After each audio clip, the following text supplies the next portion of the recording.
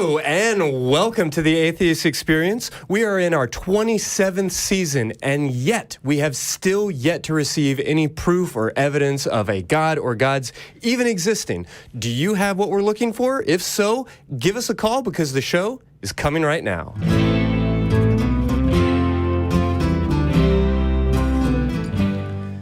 All right, well, today is April 30th, 2023. I am Christy Powell, and joining me today is my co-host, Jim Barrows. We are live from the Free Thought Library in front of a live studio audience, and I'm told we have a special group of rowdy students from UTSA, the Secular Student Alliance. Let's take a look at all those beautiful people. I thought you said they were rowdy. They're awfully quiet for rowdy. Yeah.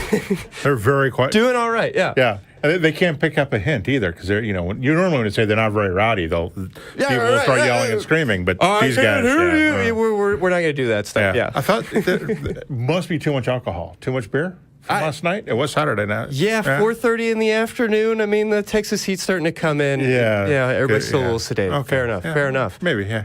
Yeah. Well, as you know, the Atheist Experience is a product of the Atheist Community of Austin, a 501c3 nonprofit organization dedicated to the promotion of atheism, critical thinking, secular humanism, and the separation of religion and government. We've got plenty of lines open. We're excited to take your call. But before we get started, Jim, let's just take a moment to answer the question from last week. Last week, we asked our audience, name a sin that is so minor that God can't be bothered to punish people for it. So our favorite answers, number 3 came from Eric Campta. He said, a sin so minor that can't be bothered to punish people for, not returning your shopping cart to the corral. Fair. It's minor, yeah. Deserves, but may not actually. Sure, right. Yeah. No, these are still sins. Let's not lose that. Mitchell Connor said a sin God is too lazy to punish us for is not saying God bless you when somebody sneezes, which, checks out, because if God has to be reminded to bless somebody every time, then, maybe there's questions about omnipotence. Well, yeah, I mean, that whole, we've seen that circle. We get how that one works.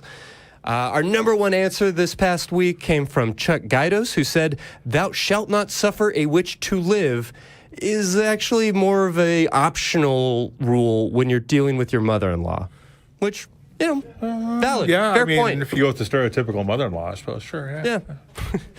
Well, our question for this week is going to be wrong answers only. If God is so powerful, why hasn't she... What do you got for that one, Jim? I can only think of really two questions that really need to be answered. First one I think is, how many licks does it take to get to the center of a Tootsie Roll Pop? Yeah, important to know. That's pretty important to know. And the other one I think is, why is the answer to life 42? Yeah, life, the universe, and everything. 42. How many roads must a man walk down? We'll never know. Yeah. We'll never know. Yeah. So those are some pretty good answers that need to be answered. Well, fair enough. We're interested to hear what y'all have to say. Please leave that in the comments section here on YouTube. Maybe be read on air next week. But in the meantime, let's do the thing. We've got Julie on the line from Florida, who I am excited to talk to. Julie, tell us what's on your mind. She's currently spinning, and I don't know if it's actually taken their click. Yeah, all right. Having some internet concerns. We will get that sorted out. I'll tell you what, while we are working on that, I know that we've got some audience members who may have some interesting questions for us. But Jim, what kind of calls are you maybe looking for today? Who should be calling in and flooding us right now?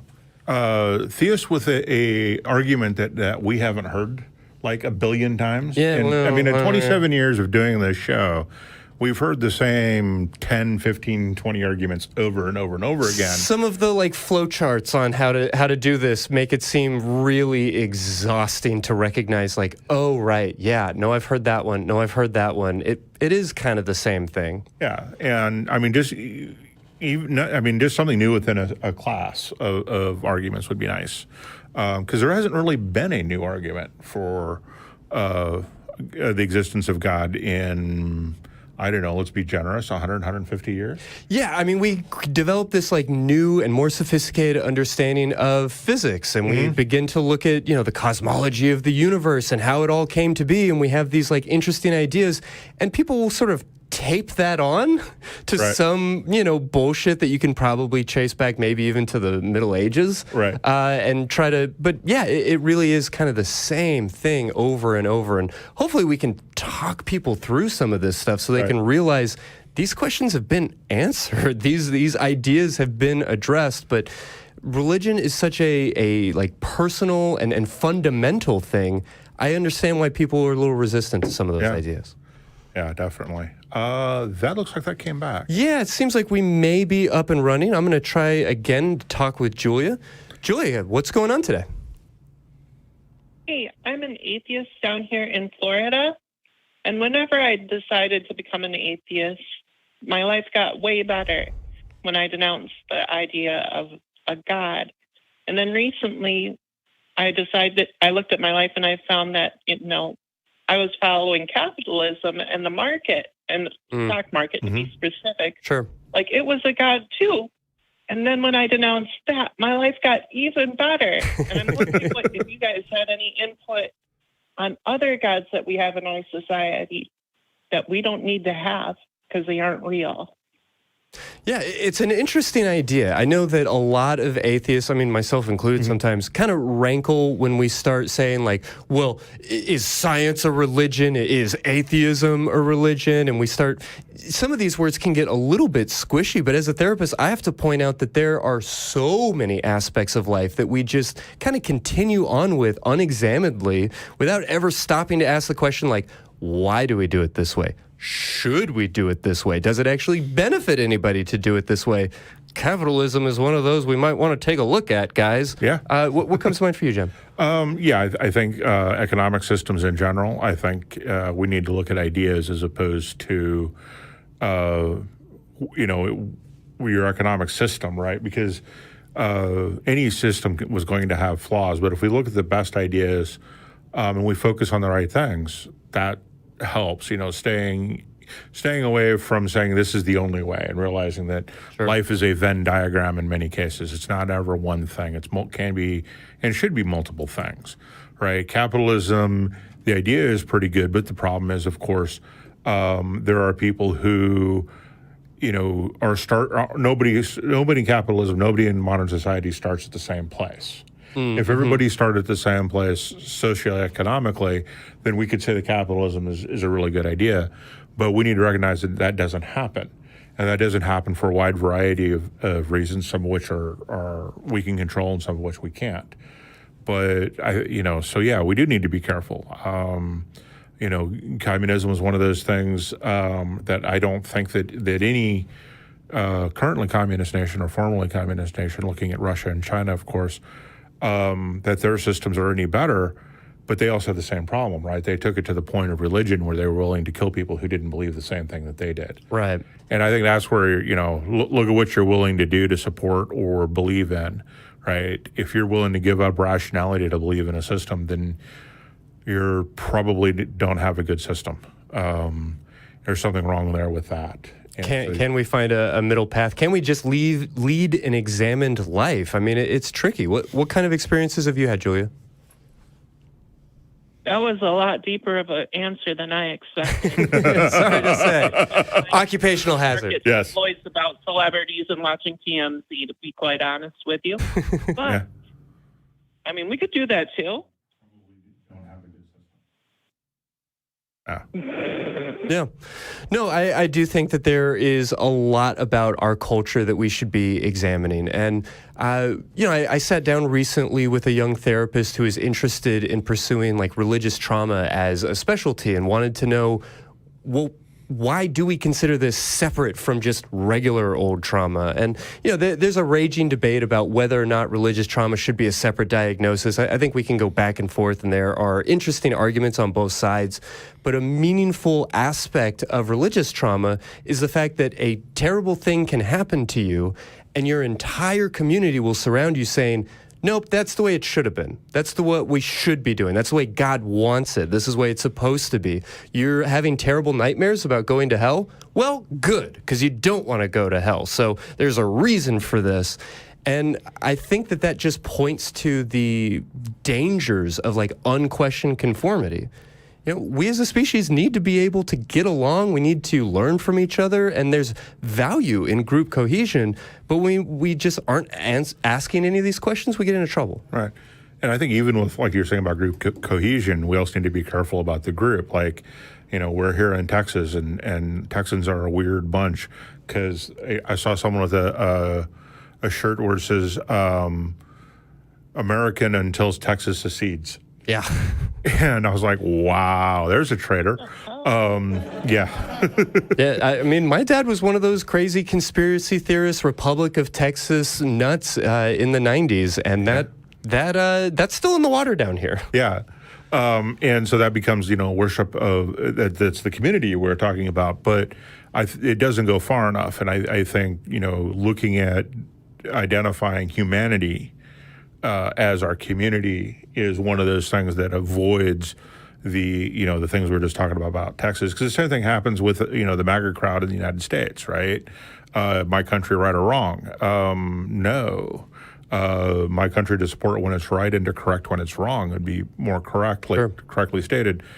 But we can even do that at that level too, at our political stuff. Political parties aren't something to be followed blindly. Many people call me a Democrat because I voted Democrat. Well, the other person was worse, so I picked the better of two evils. Please give me a better system where I don't have to do that. I'll support that any day of the week. Hey, that's something I'll pray for whatever that's worth. So, Julia, I know that's kind of a wide-ranging answer on a very big question, but was there anything else that you wanted to highlight here, or anything else you're curious about before we move on? No, that was it. Because the less gods that I blindly worship, the better my life tends to be. Marie Kondo, get in here and clear these things out. Yes, very, very true. Well, good on you. It's tough work, but it's worth doing. So we appreciate you joining us and wish you the best of luck. Glad you've had such a good time deconstructing. All right. Thank you. Thank you. Okay, well, we're going to take a question from the audience in just a moment. First, I want to quickly remind people that you can support the ACA. If you like the work that we're doing, you can become a member for as little as 99 cents a month. Click the join button below the video here on YouTube. That will give you access to special super chat emojis, or you can send a super chat with a question or comment that we will read. So please, hit me with your super chats. I'm excited to read them out. And now let's go back to the audience. Hi, I appreciate the opportunity. My question is, I've heard the phrase, I think it's absolute morality, and I don't know exactly what that means. So if you could tell me what that means and give me an example of it and how it compares to other types of morality. Sure. I feel like I could make some guesses, but I don't know that phrase specifically. Yeah, I've heard theists usually talk about an absolute morality, and every time I've tried to nail them down on what they mean and how that differs from other things, I get different answers. And usually what they fail to realize is that as a social species, we have certain behaviors that are true among all social species. So, for instance, monkeys get upset if one monkey gets a better reward than the other one. Mm-hmm. We see this in meerkats and a wide variety of things to various degrees, right? And it's not all monkeys. There's specific species that get more upset than others. It's wild, though. Like Franz de Waal did some research where if you give a chimpanzee a cucumber for completing a task and then give his neighbor a grape for completing a task, not only will that potentially cause strife, but a lot of times the person getting the grape will try to give it back because he doesn't want to get in trouble. Or, the complexity of these things is miraculous, even when we're talking about chimpanzees in a lab, let alone human beings with, cell phones and social media and all this stuff. Yeah. So anytime I hear the word absolute or ultimate, that's the other one. Ultimate this, ultimate truth, ultimate reality. What the heck does that mean? Extreme morality. Yeah. All morality is just a judgment of behavior. And the example I like to use is We have two beings. They do the exact same thing. They both risk their lives to alert their community to a threat. Which one is acting morally? And most of the time, a theist will say, well, both of them. Then I'll say, well, one's a meerkat, one's a human. Yeah. And well, animals don't have souls. Yeah, I got you a secret about humans. Yeah. Or they'll say, well, the meerkat's just acting out of instinct and the human is acting out of forethought. And it's like, well, prove that he's acting out of forethought and not acting out of instinct, right? Because if you see an incoming threat to your tribe or your community and you raise a ruckus, you're automatically a target of whatever is attacking, right? We can use other humans or predators, whatever you want. Same thing with the meerkats, right? It's the same action, and we're just judging one moral because humans are moral actors, whatever that means. And I think humans are moral actors if we start talking about that. But it's still just an opinion of the action. And if you're going to, just admit we're being specious when we talk about morals applying to humans and not the same action not applying to meerkats. So I think it goes with sexual promiscuity. Dolphins are far more promiscuous than humans are. They have more holes. They use them all. So, that's just, I don't know. I don't get that absolute thing. So I'm sorry I can't answer it. There is no underlying true morality at the base of the universe or embedded in the source code anywhere. It's just don't do that because it hurts, and then we build off of that as far as we can really go. Right. All right. Well, let's jump on the line with Michael if we can. Sure. Michael in Georgia, he, him. What's on your mind today? Hey, so actually, my question is pretty in line with the subject of morality. Actually, there were some interesting thoughts on it. But what I wanted to call about was, I'm not sure, I don't want to assume, I'm not sure if either of y'all prescribe to this idea, but a sentiment that I've heard watching the show echoed many times is the idea that if God did exist, taking the suppositions of it being a certain God, I wouldn't worship him because he's a monster. I guess the first thing that I wanted to ask was, do either of y'all sympathize or prescribe to that belief? Absolutely. Yes. Yeah, I definitely hear that. I saw in the call notes sort of where you're going. I'm interested to hear you explain it, actually. Yeah. So I'm an atheist. I deconverted from evangelicalism, but I've had talks with religious people, and that thought's come up before. And I guess my kind of question through those discussions were, when people mention that, if you were to take the presupposition of quote unquote God, wherever that might look like, existing, then he intrinsically is the arbiter of morality. So if that were to happen, which I don't believe in whatever God they're talking about, but if that God were to exist, how could one disagree with that? Because in my mind, intrinsically, that God is the arbiter of morality. I don't think so. That's divine command theory, and even let's assume for a moment that is true. I wouldn't give a rat's ass. What I would care about is the happiness of the human race. What contributes to the happiness of the human race, the overall happiness, is good, and anything that takes away from that overall human happiness is bad. And some people will use well-being, and I think happiness is something we can actually measure. Harvard's been doing it for 80 years, and we know what makes people happy, and we know what kinds of strategies we need to employ to make people happy.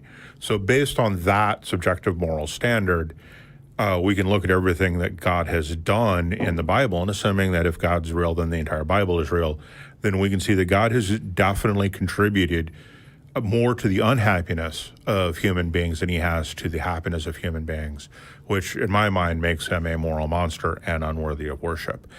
But in general, I'm also not a big fan of worshiping anyone or anything. See previous conversation about worship, deifying and all that. I just not there. I don't see why I would want to do that.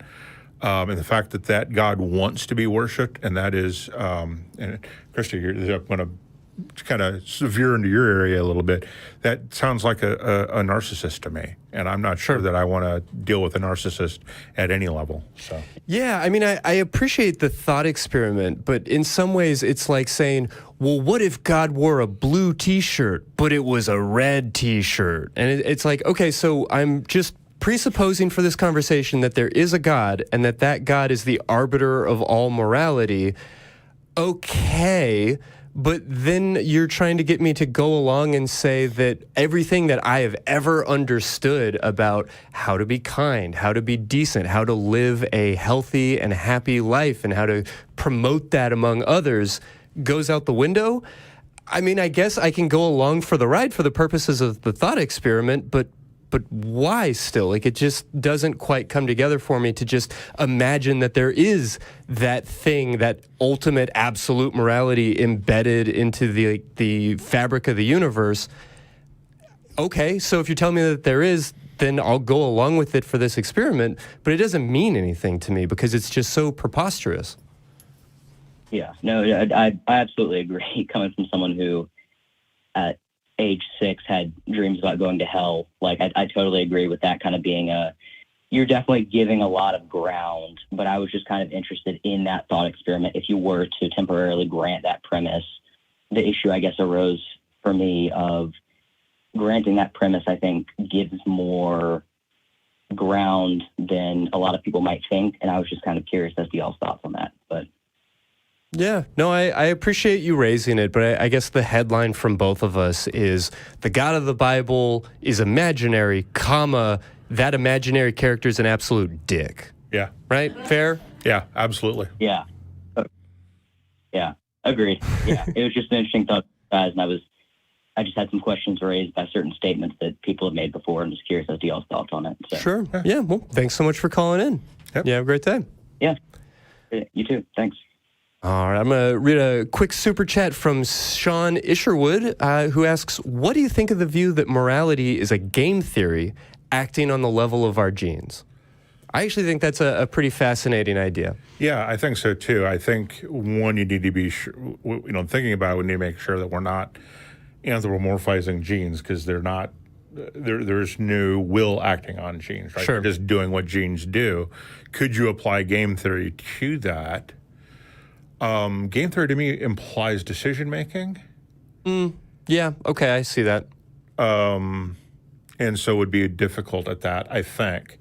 Now, that's not to say that you couldn't do it, but that inherent thing of making decision, you take the classic game theory that most people probably, prisoner's dilemma. Sure. How do you apply that to genes that aren't making that decision? Yeah, I mean, whether it is like fundamentally encoded into our DNA, just the notion of morality as a form of game theory of, am I actually helping out of altruism or out of a hope of reciprocity or some like bigger, more grandiose idea of like Ubuntu and us all paying into the same system? I don't know. I mean, you definitely do have opportunities to explore interesting ideas like who's belling the cat if you are in a, in that kind of framework. Mm-hmm. But yeah, I don't know. I don't really know where to go with it. I just think it's an interesting lens to try and apply. Yeah, and I hadn't thought about it before, so most of what I'm talking about is just off the cuff. Fair enough. So if I think about it more, I may come up with some other ideas. But yeah, it is an interesting way to look at things, and game theory is an interesting way to look at things as well. Yeah. Well, I'm going to quickly remind people that you can go to tiny.cc/AEN podcasts, where you can find all of the ACA shows in a podcast-only form. You can listen to the latest shows from the Atheist Experience, Talk Heathen, Truth Wanted, and the Nonprofits. And you can support us on Patreon at tiny.cc/PatreonAXP. And Jim, where would you like to go with our next call? I think 5 looks interesting. Yeah, for sure. Omar, who uses no pronouns, has called in to talk about some things in Islam. Omar, what can you tell us? Oh, hey, how y'all doing? Doing good. Yeah, not too bad. What's on your mind? Good. Well, I've watched a few episodes on YouTube. I guess when Matt used to be on the show, and people have called about, similar topic, but it's like with Islam, like primarily what we have is like a falsification test, which I guess I'm sure you guys are familiar with. Oh, I'm familiar with falsification tests, but I'm not sure if I'm not familiar with the one for Islam. Okay, so like for example, not for example, what it is in the book is it says in the Holy Quran, it says that no one can produce anything like the Quran. And if someone can produce something like the Quran and a chapter, so basically one of the chapters that we have is maybe like 3 sentences long. So the smallest chapters possible, then you can claim that it's not from God. So when you say create a chapter like the Quran, what exactly do you mean by that? Well, basically anything that is like the Quran, comparable to the Quran. Okay, but any philosophical or religious thought, any ancient poetry, anything. I mean, what is like the Quran is having a printing press make millions of copies of a Quran. Like how does this actually work in real life? Well, look. The point is that no one has. Well, but no one has what? No one has made a book like the Quran? That? Because we're asking a very specific question that you haven't answered yet. So the question is, what do you mean like the Quran? What does that mean? Because for me, the Quran is just like the Bible. It's a work of historical fiction, and works of historical fiction are very, very common. Not true. So the Quran. So let me explain to you. So when it's like the Quran, so basically the Quran is the highest level of grammar, say, for example. It's a sign. So what is that? What does the highest level of grammar mean? Well, give me a second. Let me explain. So basically, any Arabic literature that has come, the Quran is its guide. So they use the Quran in order to get any information for whatever they're composing. So the Quran is the highest literary excellence in Arabic. So for example, so what that is a sign. But but you say that everybody I still don't know where from this is going. I've heard you say the same thing a few times, and I still don't understand anything about what makes this book unique. Let me finish. That's what I'm trying to say. So now, for example, we know that this book came down. We have historical evidence, whether Western, Orientalist, or on the Eastern side, that the Prophet Muhammad, peace be upon him, was illiterate.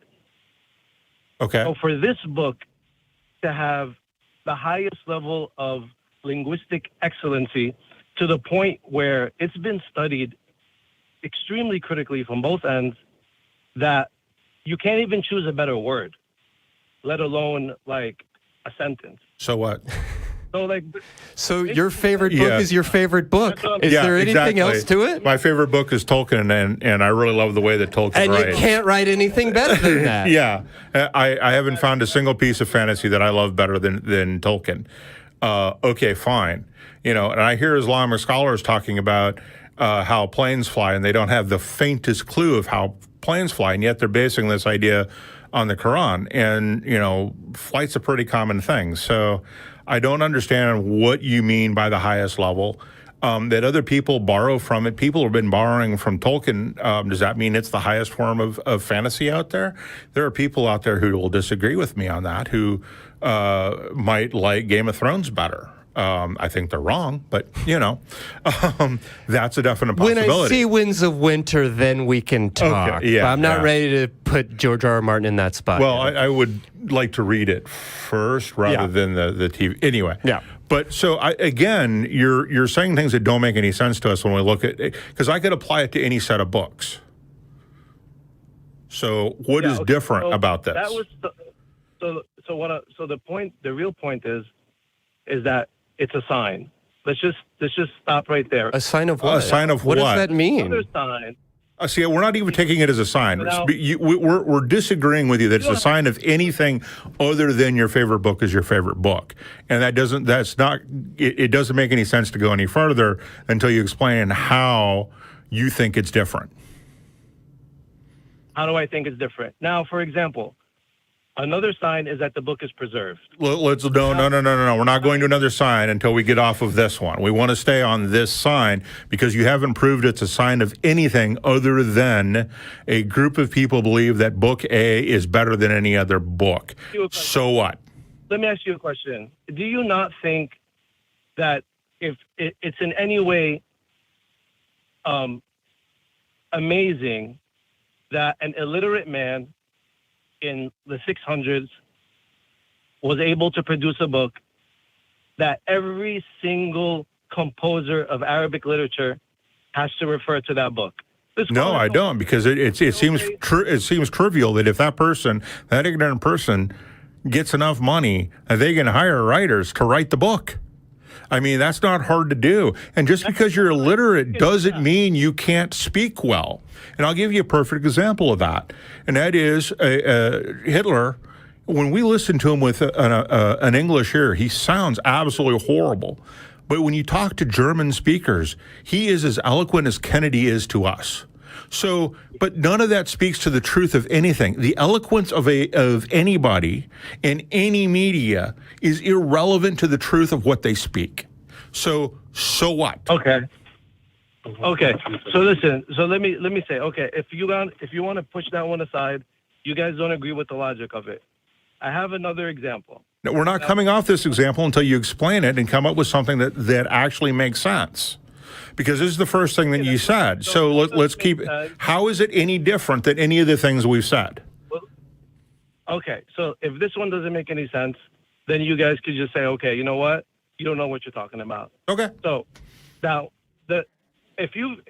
any kind of scientific person that has produced any scientific book will tell you that the most important thing and why they don't believe in any faiths, it's a big issue that they raise, is that if you, from now until however many years in the future, you can always bring the science book back exactly the way it is, right?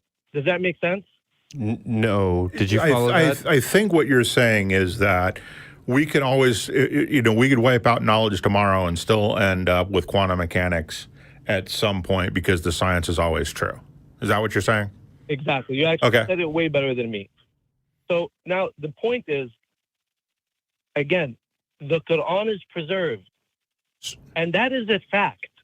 You can't hide from that fact anywhere. How do you prove what does it? preserved mean? Well, I think, let me feed this back to you because make sure I understand what you're saying. What you're saying is that it is preserved in such a way that the people who recite it exactly as it was recited to them all the way back to the original. Is that kind of what you're saying?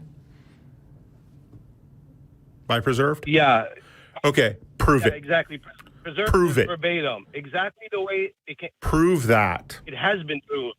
It has been proved. No, well, see, here's the problem. All that you can do is say that student A recited it exactly as teacher A, right? But you can't go any farther than that. You can only go as far back as we have recordings. And to say that you get the intonations and everything else right is just a testament to people's ability to memorize at best. But also you can't go any farther back. And to say that it's exactly with the same intonations, how did they prove that? Just somebody listening and saying, yeah, the intonations are the same? Or have they actually gotten out recording equipment and looked at voice print? No, they have gone as far back as to the earliest manuscripts. But how do you get vocalizations from manuscripts? Because that's what we're talking about here is vocalizations. How do you get vocalizations from manuscripts? That you get any information that you get, say for example, if it's been traced back and you have Western scholars who are not Muslim. That's not an answer to the question. Are Muslim? We're talking able to say that the Quran is preserved, which means. No, so we're talking about a specific form of preservation. We're not talking about the writing, right? If you want to say the writing's been preserved, I can say the same thing about any old book, right? But we're talking about specifically intonation and the way that the student memorizes and speaks the Quran. That's what we're talking about going back. And so my question and my statement is, prove that you can take those intonations, the vocalizations, all the back further than say 2, maybe 3 generations. Prove that you can do that. Dude, it's been proven. I'm telling you. How? How do you prove By who? vocalizations When? In what without way? recording We equipment? can go back. We've gone back 7,000 or 6,000 years. That's how far we probably have gone back. I don't know, maybe further. 6,000 years How? to 600 AD? 100 years. How do you prove with intonations? We're talking about my voice, Okay. me teaching, Okay. me saying something, and somebody else saying it down the road. We're talking about vocalizations. How? How did they prove it? The point is, we are the only faith that... No, you aren't. No, You're the only faith that makes a claim they anything can't prove. Oh, wait. No. All faiths make a claim. You cannot prove that when we started voice recording, 1800s, 1700s, somewhere in Yeah. there? Back before that, you can't prove that the vocalizations are the same at all. Period. End of conversation. You just can't. Well, no, that's not true. It's been recited, memorized by heart. And we have... That's fine. You memorize things. Memorization is a technique that has been taught at least since the ancient Greeks. So what? You don't want to take history. You don't want to take history into consideration. I I mean, just- you can say all that, Omar, but if I were to sit here and start talking to you about all of the Christian monks that painstakingly translated and recorded and passed on all of these documents, if we were to start talking about the Talmud, I mean, hell, let's go way older. Let's start talking about the Vedas. And I mean, we can even get into the Epic of Gilgamesh, and we can start talking about how accurate some of these translations are and how things have changed over time and everything else. But you haven't done anything for me at all today to make me feel like your claims about your book are any different than Jim's claims about Tolkien or anything else. Right. And, Here, listen. and let me steel man your argument. Let's say that you're right. Let's say that you're right. That Finish talking. I've already heard you guys. Let me finish speaking. okay. Yeah, let's give it about 30 seconds and then we'll move on, Omar. Come on. We're talking about you guys want to move on because you don't understand the fact that these are signs. If God was going to send a book, he would send something that no one could create, like that it would be preserved and that it would have all of these signs that we have. That's your claim. That's what makes it stand out. That's your claim. No, these are not claims. These are facts. I mean, No. Omar, can you It's tell a fact me that you claim these things, but you haven't demonstrated it. Yeah. Quran, why is the Talmud not more perfect than the I don't Quran? have to demonstrate it. It's been on for... When did you 14 demonstrate years. that the No one Quran was has created special? like the Quran. Yeah, Omar, I already am All kind the of reasons. done, so I'm trying Yeah. real hard. So just before I let you go, can you tell me any reason at all, anything that you've shared over the last 14 minutes with me that would give me reason to believe that the Quran is superior to the Bible, the Vedas, the anything? The Quran is clearly superior to Because the Quran is superior That no because. one Please fill that in. can produce like it. No one can produce like it. You haven't defined Yeah, that. We've already discussed. We've already discussed that. We're to death. going. We're done. Thank you so Yeah, much. so much. Try again. Maybe shorten some of that down, and yeah, we'll jump into another call. Maybe use a book that doesn't have the moon splitting in half. Yeah, Or- I mean, that's without getting into any of the particulars of that particular the perfection. historical fiction I was talking about, right? Well, quickly, I want to remind people that, of course, we have merch. tiny.cc/merchaca for your AXP t-shirts, mugs, hoodies, and even our limited edition t-shirts. Today is the very last day to get this very special Joe Pesci, George Carlin quote shirt, and I hope you will check it out. All right. Who do you want to talk to next? 6 or maybe 3. Yeah, let's jump in with Frank, him in North Carolina. Frank, what can we do for you? Well, I'm just curious. The saying, of course, goes on evidentiary proceedings, extraordinary claims require extraordinary proof. Sure. To say that God exists is an extraordinary claim. Mm-hmm. And so I'm wondering, just on a sort of baseline philosophical level, what would you accept as proof? Yeah, I so appreciate you bringing that up and maybe even giving me an excuse to slip this in, because we had almost the exact same question last week.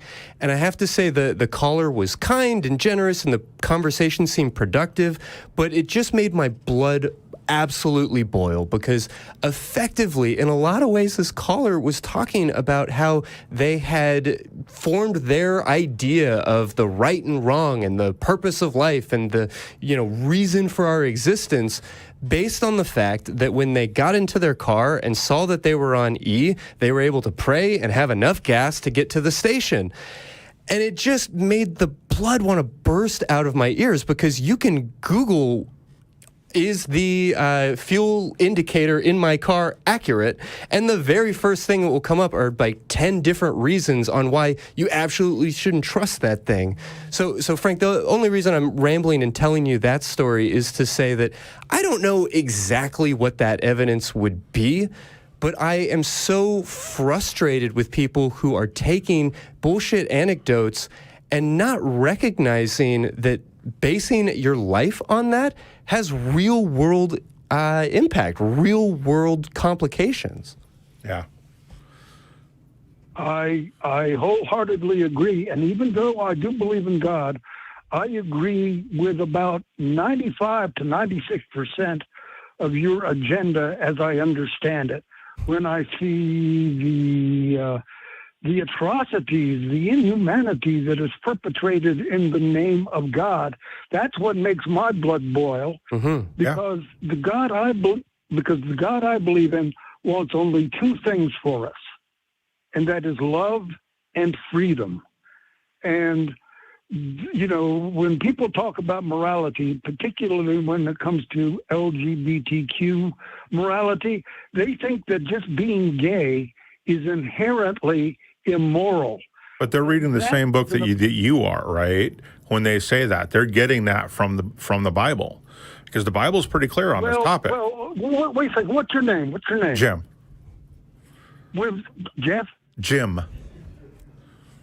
Okay, Jim. Well, you know the quote from William Blake, both read the Bible day and night, but one reads black and one reads white. So you see, it's like this is the problem that I have with the Bible in general, and why I don't think the Bible is a good piece of evidence for the existence of God, is because it is interpreted, and it can be interpreted in so many ways. And I can look at other books, like philosophy books, and go, really with Aristotle or Plato or anybody else who was writing at that time in philosophy, their books are pretty clear. There's not a lot of room for multiple interpretations of what they said. So why can't God do what men can do and could do? It's not exactly the same time as when the Bible is being written, but it's close enough, I think, for our purposes. Why couldn't God do that? Yeah, it's maybe 1,200 years afterwards. The New Testament, I think, was begun around 1800 BCE. The New Testament? No, that'd be the Old Testament you're talking about. No, I said the Old Testament. Oh. I said the Old Testament. Right. But you see, Jim, the first thing here is before we launch into this conversation, we really need to establish a definition of terms. What is morality? That's the opinion we have on an action taken by a moral actor. Okay, but your fellow was saying only God could write the Quran. There's some people that say only God could have written Shakespeare. And Hamlet says there's nothing right nor wrong, but thinking makes it so. And, I believe that morality is acts that are basically founded in a spirit, if you will, of love. That, of course, raises the question of what is love. But I think that love is the force that makes all things one. And when I love you, I am at one with you, and your concerns are my concerns. Your pain is my pain. And as there is something inherent in human knowledge and human character that makes us want happiness, that if I am at one But with there's you, a problem. I would There's want your there's a problem with love as your standard, and that is there are people who are distinctly unlovable and either choose to be. But then you also have the problem of how does an abuse victim come to love their abuser? I think more important is empathy. You can really hate somebody, but understand where they come from and understand why they're making the choices they're making, still completely disagree with those choices and still empathize and understand that and adjust yourself accordingly, where you don't need love. Love is ultimately about what you do to somebody else, not what somebody else does to you. And empathy is the other direction. It's understanding the other person. Empathy and love, if you would say, are two sides of the same coin. No, they're not two sides of the same coin. I honestly just want to jump in and say that all of this feels very fun and romantic and poetical to me. But as somebody from a soft science of psychology, when we talk about love versus empathy versus all these things, we recognize from the get-go that we are like trying to describe a color. Right? Like there is no blue. There's sort of what we all kind of recognize and culturally understand as blue. And we might say that there's like a range on the electromagnetic spectrum and blah, blah, blah. But when we do factor analysis with all of these words that we're talking about, we recognize how incredibly squishy they are, how they don't translate from culture or time or certainly across languages. And I don't understand how that really accurately describes, I don't know, the fabric of the universe. It feels like we keep coming back to this notion that there's like a perfect love or a, I don't know, some sort of spiritual underpinning to our universe.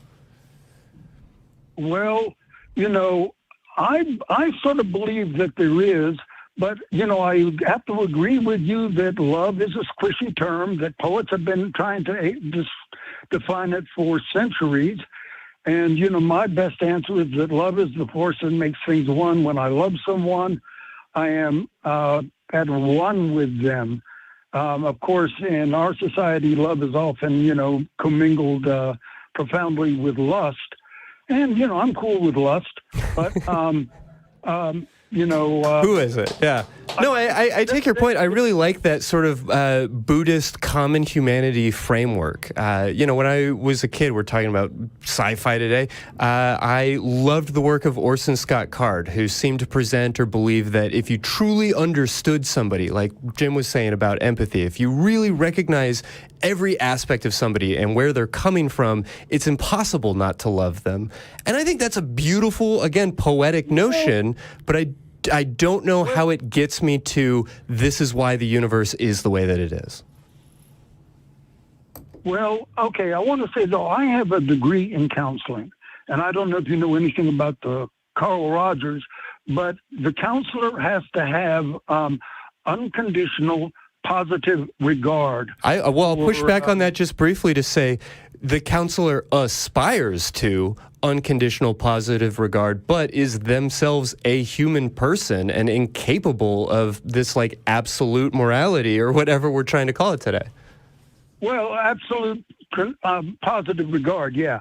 No, of course, being human is the fly in the ointment, and that it often is. We just to coin a phrase, but nonetheless, that you have to sort of like suspend judgment. And, I live in public housing where there are a lot of elderly and ill-educated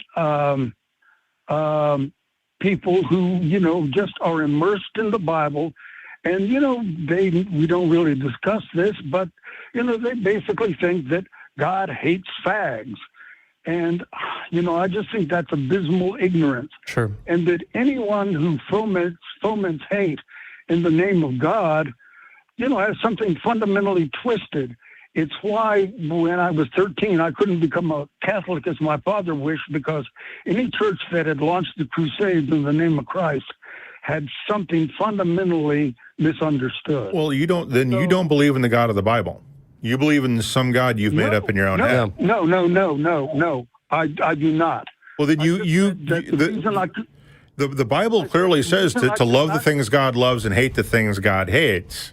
So I'm not sure where you get this from. I mean, God has done some pretty horrible things to human beings to include people starting have his. done horrible things in the name of God. There is a difference. Well, if the God of the Bible is real, which, okay, we're allowing for a lot today, then God has genocided a lot of genocides. Yeah, he's caused genocide. That's one thing that we agree on. I do not believe in the God of the Bible. Right. So you've made up your own God in your head. Well, not just in my head. I've read a lot about near-death experience. I've read a lot about... right, but the best thing you can say about NDEs is they're unexplained. Right? If we steelman the NDE phenomena, the best we have is an unexplained phenomena. Well, and having a sort of non-committal hodgepodge melange of different philosophical beliefs doesn't make any of those beliefs true just because you don't want to nail any of them down. Oh, of course. Believing something doesn't make it true. I understand that. But the thing is, try to determine what is true as best you can, because as you say, being human is fraught with difficulty, right. But determine what is true as best you can and cleave to that. And I believe, I guess, what you said about empathy comes, pretty close to what I believe. I would have said I'd use the word love, but I'm cool with empathy. So what's your evidence for the God you believe in? What is your evidence for that? The only evidence there is inferential evidence. And, I think about, there's a Christian journalist named Fred Heron who went to, I think, the Institute of Advanced Studies at Princeton when Alan Guth was there. And Alan Guth said, when you consider that the force of dark energy, if it were one digit off at the fifth decimal place, the universe could not have formed. That the chances of this universe having just come into existence by accident is like a trillion to one. So there's a problem. So there's a couple of problems with what sampling you're saying. error there, friend. Yeah, sampling is sample size is a problem. Number of trials per second is a problem. Anytime somebody starts talking about probability, you immediately want to know what your sample size is and how many trials per second and trials per hour, trials per day you're doing, right? So we could take that one in 1 trillion number and go, well, if we're doing 1 billion trials per second, that we can get to that eventually, right? Well, and post hoc probability being its own issue. Yeah. Again, it doesn't the actual number doesn't change my point, right? Because like, Christy, could you repeat what you just said?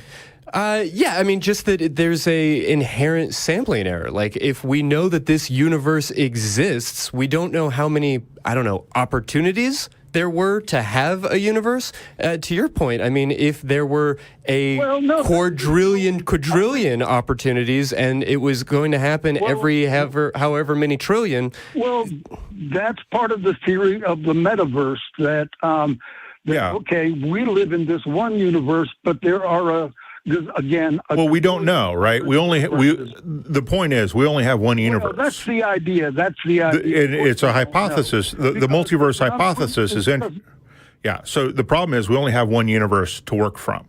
So we don't know what the odds are, right? We don't understand what some of the fundamental constants that exist in the universe. We don't really understand how they work or where they are yet, because we only have one universe to play with, and we don't have any way to dial up the gravitic constant or any other constant, or dial it down or play with it in any way except with models. And the models that we do have seem to indicate there's quite a bit of latitude in some of those. So every time somebody starts looking at fine-tuning, fine-tuning has not only been thoroughly debunked in science, but there was a trial where it just got thrashed. And so it just doesn't make any sense to look at fine-tuning. I'd like to know about those trials in which it was trashed and debunked, and because I'm not familiar with those. But no, there's just one trial, and finish this thought.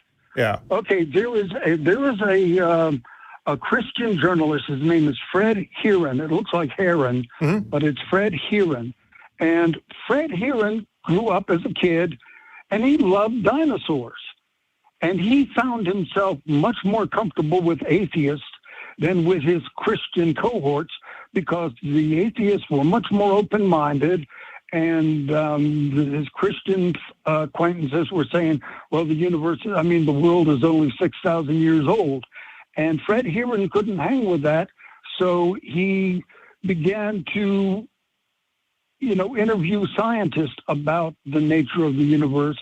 And this is something that he quotes in his little documentary, Show Me God, where he talked with Alan Guth who's on the faculty at MIT largely, but at Institute for Advanced Studies, who just said that the universe is so fine-tuned that the fact of it being just an accident is.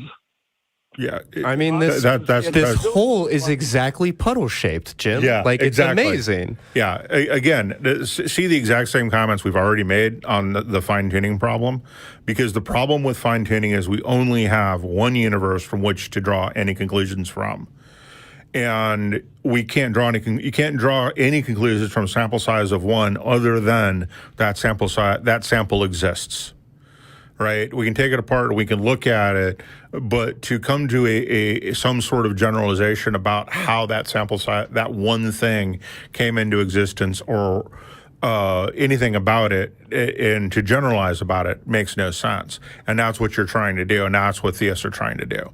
It makes no sense to generalize anything from a sample size of one.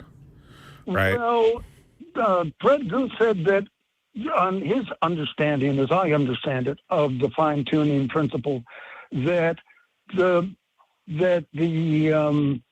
fine-tuning of dark energy, which I believe is the force that is causing the universe to expand, is so precise. So, you know what the problem with dark energy is? What is dark energy? Dark energy is a force that exists in the universe that we don't really understand, just as we don't really understand dark matter. It's worse than that. It's worse than that. It's not even assumed by most scientists who study dark energy that it's one energy. We just don't know what it is.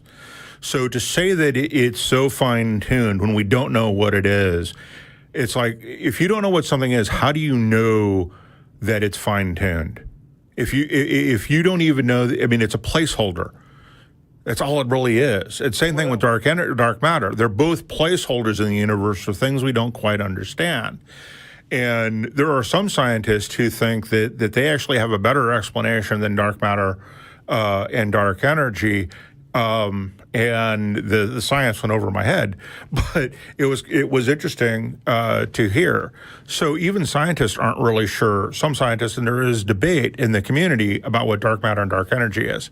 So how do you take something you don't understand and then draw conclusions from it? Well, that's why I say such proof as you will for God, say there is for God, is merely inferential at best. It's like Paley's divine watchmaker theorem. Well, so this goes. Yeah, we're very familiar with the watchmaker problem, right? And the problem is that we as human beings cannot fundamentally determine the difference between something that is designed and something that is natural.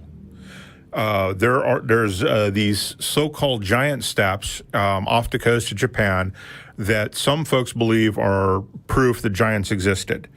But geologists say, no, that's just the way those rocks happen. There are also some on the coast of Ireland. Yeah, there's these things all over the place.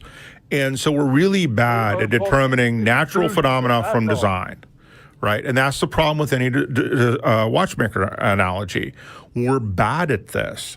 If I were to tell you that there is a critter with cogs as part of its locomotion, is that designed or is that natural?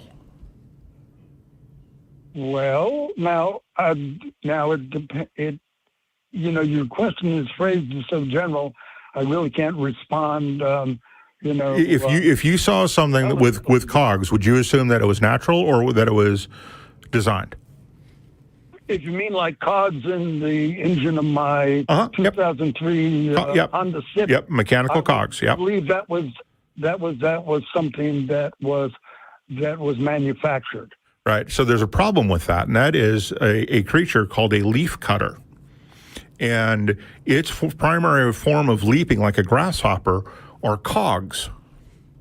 It's completely natural. And really, ultimately, Frank, none of it makes me want to believe in a God, let alone any particular God that has so far been presented or offered to me. Right, including the one that you're presenting. Yes, well, that's what you see then. That's actually what I was want to say. Well, I'm just curious, what would it take for you to say, well, there's something about that that's at least, thought-provoking? I mean, my thoughts are provoked all the time. Like, we think about these things, we read about these things, we come in here and we talk about these things. I don't want to narrow things down by saying, like, well, it must be this in order for me to believe in God. But I also kind of feel like I could just name anything and it would be fine because it's not going to happen. In whatever case, I'm open. I'm here for God to prove his existence to me. God knows I've gone looking for him, right? So I'm open to it. Give me some sort of novel prediction. Give me some sort of model that actually explains everything in the universe that can't be better explained with something simpler. I really give me a good old-fashioned miracle, but like make it testable, make it verifiable. Really give me anything. I am here eager to listen. Scientific method, but you see, that's just it. That what we're talking about here is not amenable to the scientific method. I wonder why that is, though. Yeah, see, for me, you'd have to start with proving the supernatural exists. And you can use a scientific method to do that, right? I mean, it would just be called the natural at a certain... I'm not the first person to point that out, but like any of these things, if they can't be better explained away by natural law, then we'll start to go, okay, maybe divine, but... It keeps not happening. Yeah, and the other problem that you have, let's take something like we see somebody right in front of us live get their head cut off, and then the next day their head's reattached and they're alive. Is that a miracle?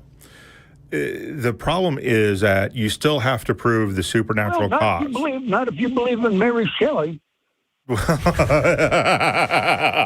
And there it is, right? Yeah, but I mean, but that also kind of continues your question, because what if we invented head reattachment surgery yesterday? That doesn't prove God. Yeah, you still, even with that example, you still have to prove a supernatural cause, right? It's the same thing with NDEs, using something a little bit closer to reality.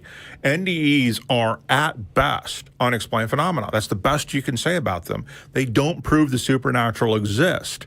You still have that work to do. You can't just say, well, I can't explain it. Science can't explain it. Therefore, the supernatural. Therefore, it must be. I understand that. That.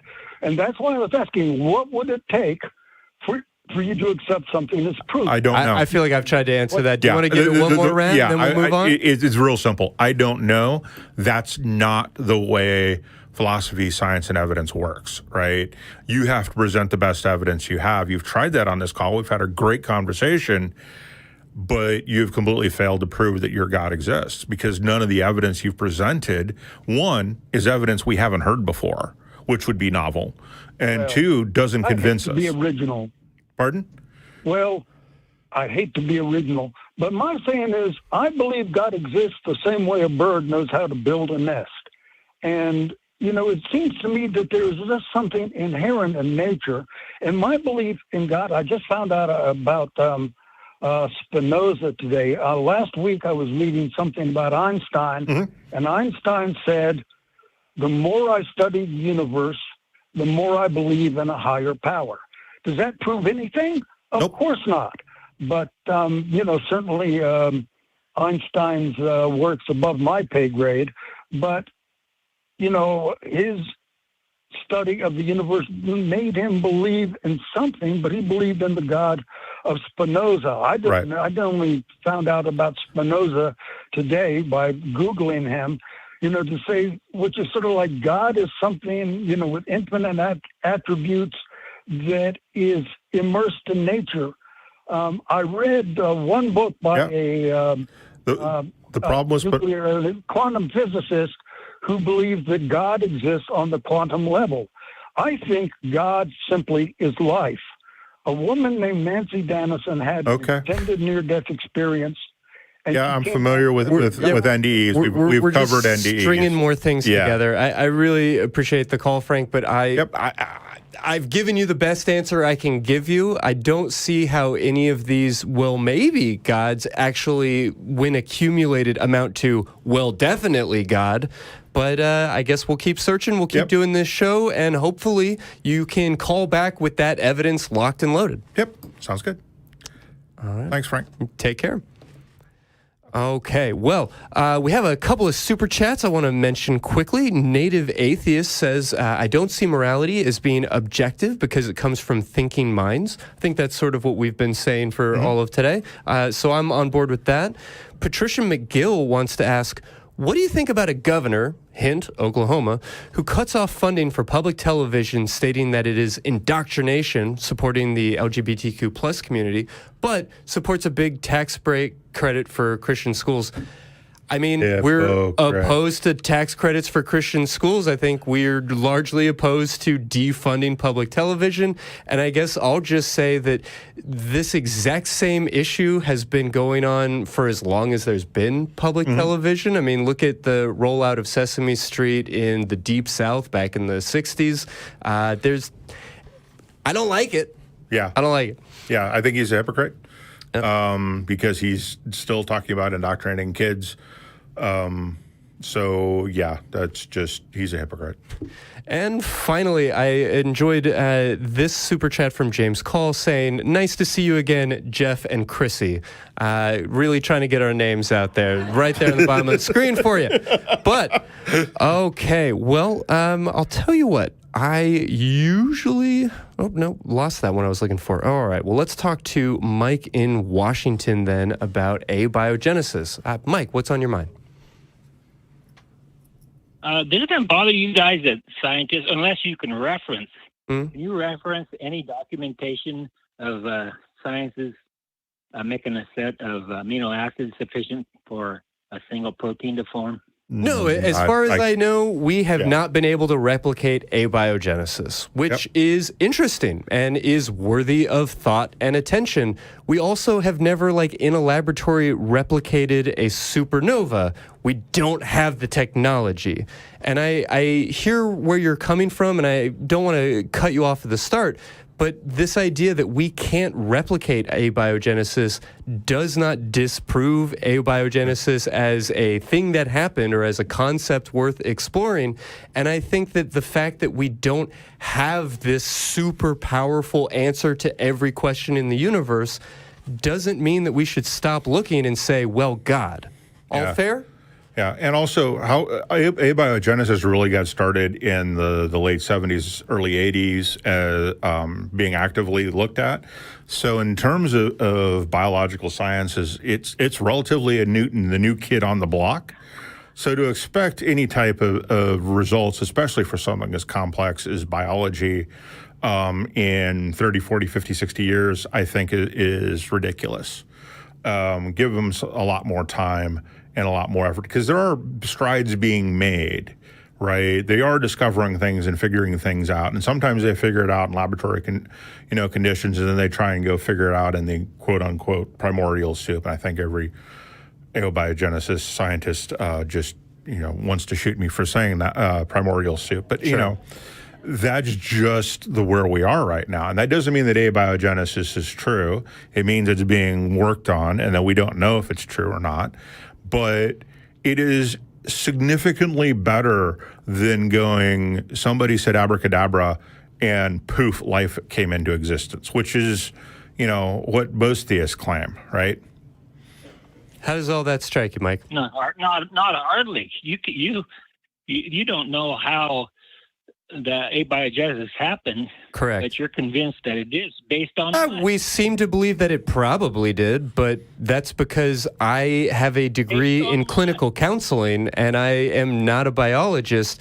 The fact that I don't know the answer to a question does not mean anything. It doesn't prove any other belief or philosophy. Against it. I mean, against something that you don't know anything. Yeah, I'm arguing against the existence of God because have you looked into it? No. Have you read about it? Have you watched the show? There's plenty of reasons to not believe in God. The fact that I can't answer the question of where did life come from doesn't mean anything. I mean, I don't know what Jim has in his pockets right now. That doesn't say that there is or isn't a God. There's a Tolkien reference for you, buddy. I caught it. Yeah, but you don't have any basis for believe what you do. What if I said that I believe? Yeah, I'm going to really jump on you on this one, Mike. I'm going to maybe move on from this call quickly, but I really want to go after this one.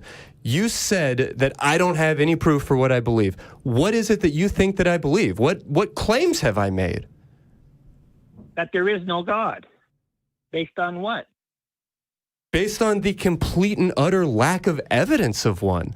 I'm not even one of those hard atheists who insist that there definitely isn't a God. I think that you can probably get there, but I'm just saying nobody has done a good job of convincing me, and God knows people have tried. Let me actually even walk that back. I was convinced about the existence of a God for a really long time, and it sucked. It was a really miserable lifestyle for me, and it wasn't from lack of trying. I would really argue that I probably read more books about Christianity than the vast majority of Christians that you know. I certainly read the Bible more times than just about any Christian that I knew, and yet nothing. So, all right, maybe there is a Christian God. Maybe there's a Muslim God. Maybe there's no God. Maybe there's a million, but I haven't seen any proof of it, and so I'm sitting here saying maybe our government shouldn't be based on the idea that there is one when we can't prove that there is one. Right. Maybe our culture, maybe our society doesn't need to buy into these things for which we have no evidence. Right.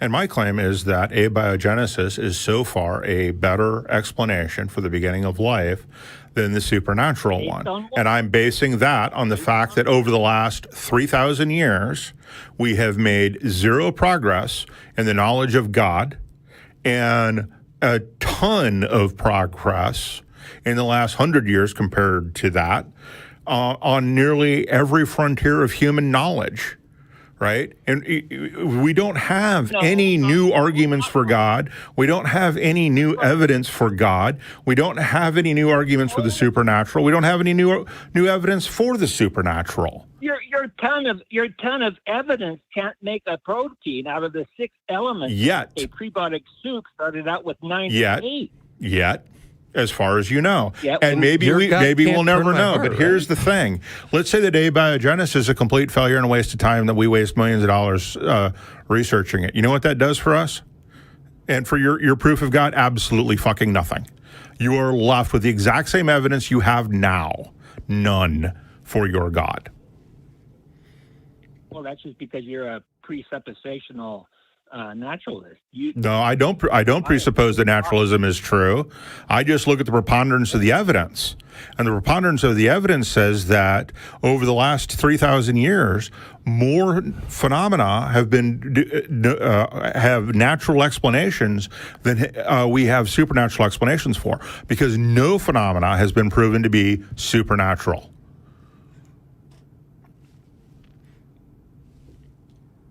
So what phenomena? Right. Can we leave it there? Does that work for you, Mike? I mean, you got maybe one last shot. Anything else you want to say before we wrap up?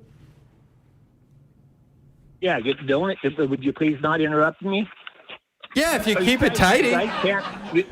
You say something we don't disagree with. We're not going to interrupt you. You say your thing. Keep it tidy and tight. You quit talking over me.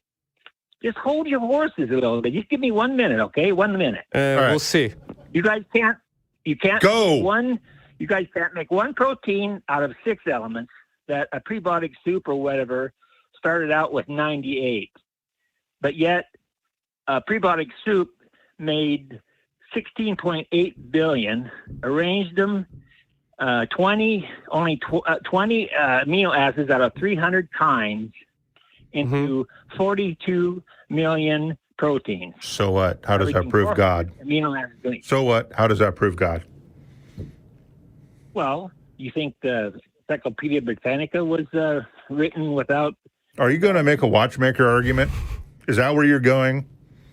Is a watchmaker argument from design? Is that where you're going? What? No, answer the question. Just answer the question. I did answer the question. The question is, no, humans wrote the Britannica Encyclopedia. However, if you are about to make a stupid little argument from design, let me point something out to you. Chemicals do chemical things without any help from human beings. Encyclopedias can only be written by human beings. So you're making a category error. So you got to compare two things that happen naturally and don't need any human intervention for, which is what chemicals do. Oh, and all chemistry, by the way, is physics, and all physics is, of course, quantum mechanics. So again, we have a bunch of things that happen naturally without any cause, and yet we're still here. So don't make the category error of going with an argument from design, because it just doesn't work. Not for you. Yeah, one of us Fair thinks point. One of us thinks critically, and the other one thinks that burning bushes talk and snakes talk, and that people come back from the dead. Good luck with that. It's logical that all life arose from rock. Never said rock, said chemistry. Yeah, that makes a heck of a lot more sense than your fantasy book. Rock is chemistry. What, all life, blue whales, Miss Universe, all arose from... Yes, all arose from chemicals and biochemistry. Yep. And that is a heck of a lot more logical than God said abracadabra and poofed life into existence, when you can't A, prove the supernatural exists, B, prove your God exists, and C, prove that the Bible is completely true. So, I mean, it's got fantastical elements. The best you can say about the Bible is it's historical fantasy. So you have fun with your historical fantasy, but don't make me believe it. You cannot make a protein, man. Yet. I can't. I really can't. I also can't make a cell phone. My body or makes a proteins car. all the time. Well, yeah, that's fair. So to say that I can't is somewhat disingenuous, considering that my body does without any intervention from me. Biogenesis, the old-fashioned kind. Yeah, exactly. So again, just because we can't do it yet doesn't mean we can't do it tomorrow. And even if we can't ever do it, it doesn't prove you're God. All it says is we got to try another way to figure out how it happened. You have presupposed naturalism. And we're going back in circles again. All right, thank you so much. Thank you for playing. Cool. Come back next time. Well, Jim, I love being here in the studio. I love having the studio audience. I can already smell the after-show pizza starting to waft in here. And if you are able to make it, we're going to be doing this again. If you're in the Austin area on May 28th in 2023, we'll be broadcasting live from the Free Thought Library. Talk Heathen will be hosted by Forrest and a special guest. Atheist Experience will be you yourself with Forrest Valkai. Doors are open at noon, and we hope to see folks then. I'm so looking forward to it. All right, we got maybe time for one more. You got a favorite? 9? Let's do it. Talking to Anthony in Massachusetts about Messianic prophecy. What you got for us? Hey, thank you for having me on the show. Mm-hmm. And I'm going to give you some of my evidence why I personally believe Christianity is true. Okay. That has to do with Messianic prophecy. Sure. So it's written in Scripture that the Messiah would be born in Bethlehem, for example, would be born of a virgin, would be crucified, would perform miracles, would be resurrected. And that is, I'm sure you know, written in Isaiah, in the Psalms. Right. There's a bunch of them. So, there's some internal consistency within the literature. Right. But let me ask you this. If you're reading book 1 of a series, and book 1 makes a whole bunch of prophecies, would you consider it to be the 2 books to be true if book 2 brings all those prophecies together? True. Would you consider that? How does that make the books true? Just because book 1 makes a bunch of prophecies and book 2 makes them happen. Well, see, so what is this is my first time calling in. Right, no problem. I don't really. You're doing fine. You're doing great. So, do you guys actually believe that Jesus existed, or and if he existed, was he a man, or how exactly do you view him? I'm actually not convinced either way. I know a lot of folks who do this show have very strong backgrounds in sort of the historical accuracy or inaccuracy of Jesus.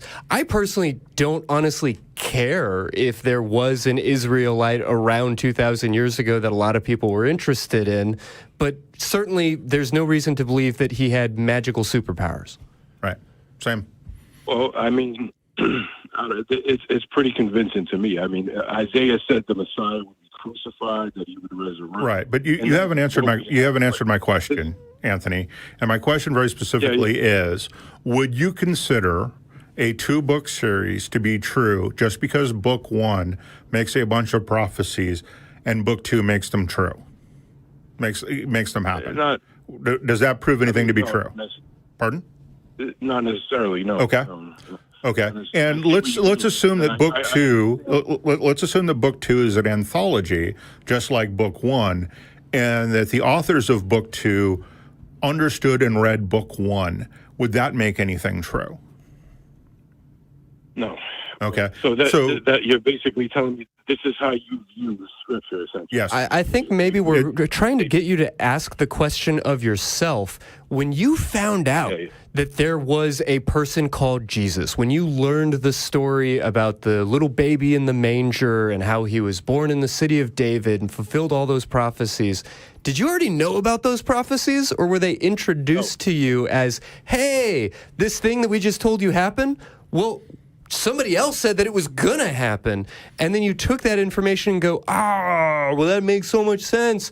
But does any of that prove that any of this actually worked out that way? Have you really sort of examined for yourself why you believe these things or why they matter to you? Well, yeah, this is what I'm doing currently. I used to be an atheist personally, so I used to not believe in God, or I used to be an agnostic, basically. And I studied different religions, and none of them have fulfillment of prophecy as Christianity does, but as you're saying that... Man, I've heard that from Muslims already today. Like Muslims, that's Hindus, going to be, everybody's going to say it. I know, but Islam has no fulfillment of any prophetic fulfillment in it. I've read the Quran. But they have a very special book. Say the Christians, right? But if you talk to the, But yeah, let's get back on topic a little bit here. And yeah, so that's my view on this. And here's the other thing too. You mentioned the prophecy in Isaiah, right? And you're talking about the suffering servant clause, or the suffering servant verses. There's a bunch of them. Yeah, but here's the problem with that particular verse. What's the context of the verse, of the suffering servant verse in particular? The Lord is speaking. It's not about Israel. He's speaking about the future, his servant, his future Messiah. No.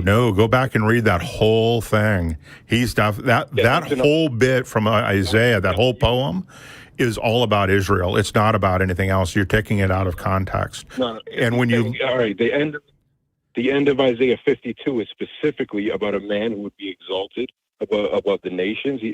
God is specifically talking about that man. Is specifically talking about his son Jesus there, and I know that for a fact. That argument does not hold water that it's about Israel. Well, talking to his people. But you're taking it out of. Does he say at any point that I will? Does the verse say I will have a son in the future, and this will happen to that son, or are you interpreting the verse that way? Well, look, back in Isaiah 7:14, a virgin shall conceive. That's not an answer to my question. That's not an answer to my question. Please answer my question. Well, can you pull that chapter up so I can reference back to it a little bit? Or you're the one who knows the Bible. I've only read the Bible twice. I don't have that specific. Okay. Well, I don't have that specific. The answer is no, because none of the prophecies that I have, so-called prophecies that I've ever looked at by anybody who claims, and I know there's some people say 300, some people say 5,000, and I haven't seen a list of 300 or a list of 5,000, and the ones that I get are the same ones over and over again. And the only way you get to prophecy is through interpretation. Nowhere. Do you actually get a prophet saying, this is what I'm prophesying, except for a couple, and some of those turn out to not be so true. Then you've got the book of Daniel, which most biblical scholars believe is a forgery. And it was written around the time of the Maccabees, and everything in there is about the Maccabees, and nothing is about the future any farther than that. It is about God's kingdom, right, and it's all about Maccabees, because when you look at Daniel and you look at what actually happened in Maccabees, Daniel gets a whole bunch of stuff wrong that happens before Maccabees. Everything that happens during that rebellion, we can find evidence for, and everything that happens after that is also completely BS. So the only part of it that is true that we can actually nail down is that center section written by somebody who was living it at the time. But their history, completely wrong. And everything that happens after that is also completely wrong. So we can look at Daniel and go, that's not right. We can look at Noah's flood and go, well, that didn't happen as written. We can look at, Moses and the whole Egypt thing and go, Egyptian and Israeli scholars agree that it did not happen as written, that there is no evidence of Israelites being in Egypt all at that time. So, again, go back and look at these things and go and ask yourself, am I interpreting it this way, or does it actually say that? Because that's the problem with prophecies. It does say that. It's specifically talking about Christ. Like Isaiah 9:6, you have a son given to us. His name will be called Mighty God, Everlasting Father, Prince of Peace, Wonderful Counselor. And like, what's the context? How do you think these people just made this up? And I mean, because that's how you do historical fiction. I'm not convinced. Yeah, but I'm not convinced of that. The claims that were made, they're unfalsifiable. Jesus could not falsify those prophecies. I'm not saying Jesus falsified any of them. I'm saying the people who wrote the Gospels knew of the prophecies, and because. Correct me if I'm wrong, but isn't there a story of Jesus riding into Jerusalem on an ass and on a horse? Yeah, that's in Why? Why do we have both stories? Why do we have both stories? That's in Zechariah. That is, the king would come to us, and right. But there are two prophecies about the Messiah riding into Jerusalem. One, he's riding on an ass, and one, he's riding on a horse, or he's walking, and I forget the other one is. Right. No. That's why we have two, because the authors of the Gospels are more interested in theology than they are in history. Okay. So, I mean... And they're interested in their theology. They're not interested in the theology of Christianity. They're interested in their specific theology, which is why you have disagreements in them, which is why you have them taking Mark and building on Mark. Because that's what's happening, sure. Right? You've got a bunch of things. We can look at Mark and go, "Oh, hey, how do you know he rose again?" Well, the tomb was empty. Well, where did this tomb come from? He was poor. Oh, it was donated, right? You can see how it's just each story, and then the embellishments on the original Mark story are just that, they're embellishments to overcome objections that people made to the original story, and that's all you have. Sure. I mean, I'm not going to convince you guys otherwise. I understand where you're coming from, because I used to be an atheist and argue the same way. So I understand, your reason. Well, what convinced you? What convinced you? That's where I'm coming to. That's what I'd maybe like to walk away with it all on.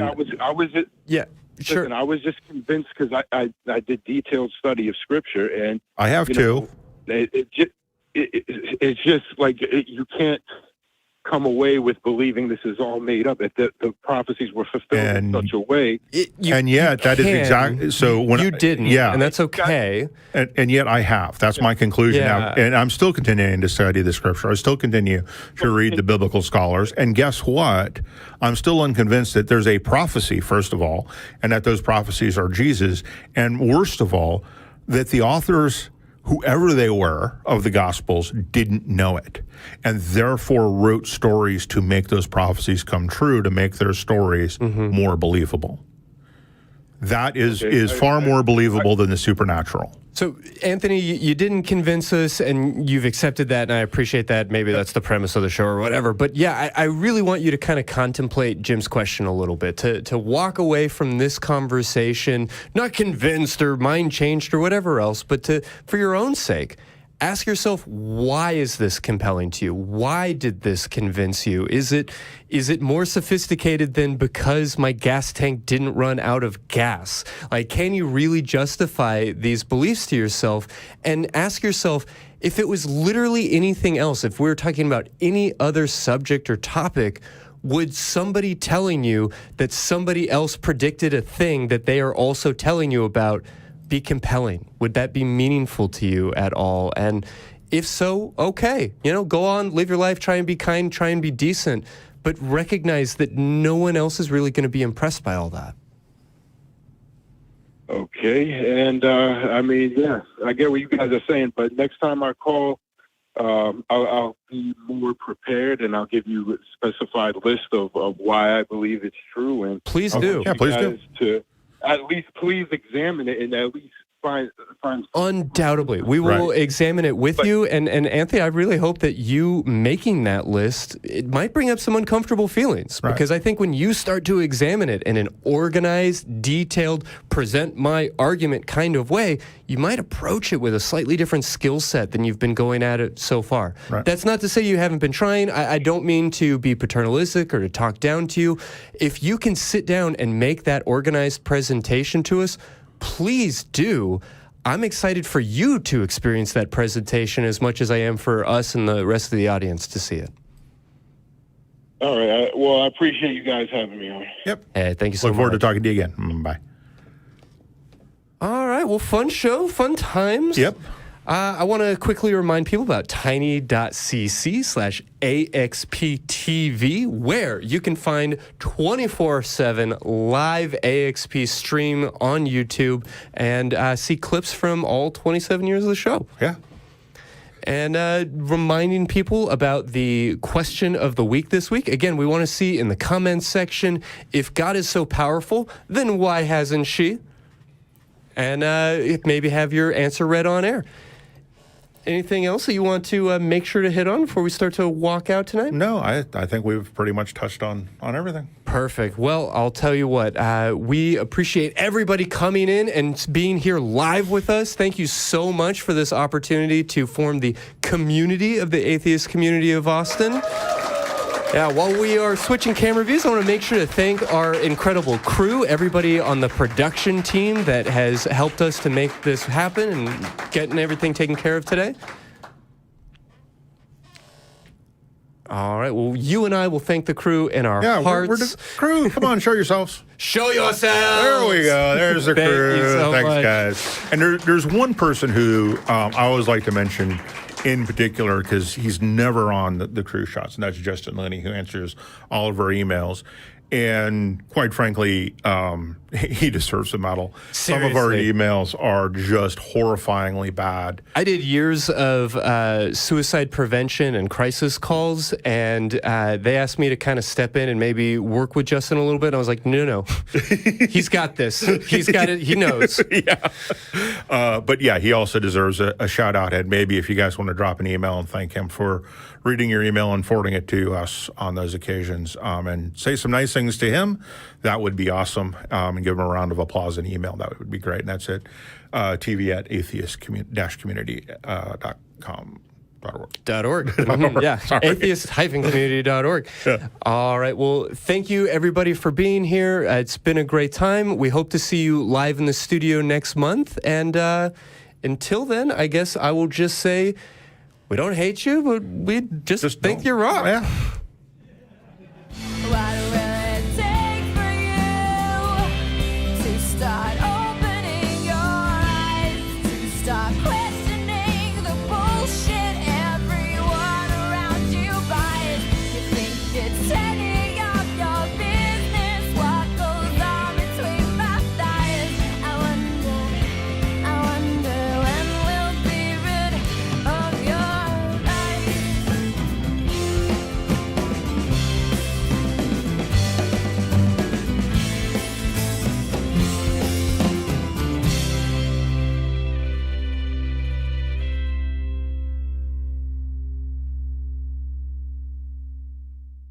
Watch Talk Heathen live Sundays at 1 p.m. Central. Visit tiny.cc/YTTH and call into the show at 512-991-9242 or connect to the show online at tiny.cc/callth.